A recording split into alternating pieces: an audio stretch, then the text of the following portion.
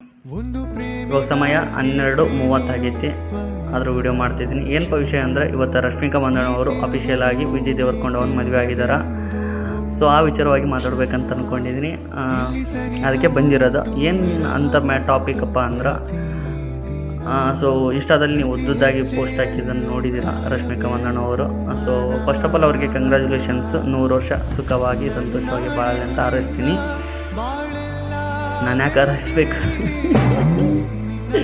And this moment feel for mister Rakshit Shetty. ಏನೇ ಆಗಲಿ ಹುಡುಗರಿಗೆ ಗೊತ್ತಿರುತ್ತೆ. ನಾನು ಕೂಡ ರಕ್ಷಿತ್ ಶೆಟ್ಟಿ ಪರವಾಗಿಯೇ ಮಾತಾಡೋಕೆ ಬಂದಿರೋದು. ಸೊ ಒಂದು ವಿಡಿಯೋ ಹಾಕ್ತೀನಿ, ನೋಡ್ಕೊಂಬರ್ರಿ, ಅದ್ರ ಬಗ್ಗೆ ಮಾತಾಡೋಣ. ದಯವಿಟ್ಟು ಯಾರು ಕ್ಷಮಿಸುವ ಹಿಂದೆ ಕ್ಷಮಿಸುವ ನೀ ತಾನೇ ನನ್ನ ಜೀವ ಎಂದು ಕಂಡ ಕನಸು ಅದು ನಿನ್ನ ಮನಸ್ಸು.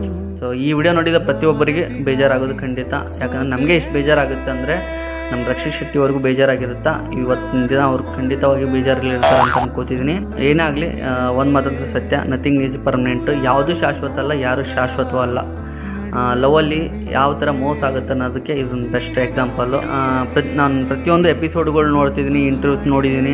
ರಕ್ಷಿತ್ ಶೆಟ್ಟಿ ಅವರು ಇಲ್ಲಿವರೆಗೂ ರಶ್ಮಿಕಾ ಬಗ್ಗೆ ಆಗಲಿ, ಅವ್ರನ್ನ ಬ್ಲೇಮ್ ಮಾಡೋದಾಗಲಿ ಒಂದಂತೂ ನಾನು ನೋಡೇ ಇಲ್ಲ. ಸೊ ಇದರಿಂದ ಮೂವ್ ಆನ್ ಆಗಿ ಆದಷ್ಟು ಬೇಗ ಫಿನಿಕ್ಸ್ ಅಕ್ಕಿ ಅಂತ ಎದ್ದು ಬಂದು ನಮ್ಮನ್ನೆಲ್ಲ ರಂಜಿಸಲಿ ಅಂತ ನಾವೆಲ್ಲ ಕಾಯ್ತಾ ಇದ್ದೀವಿ.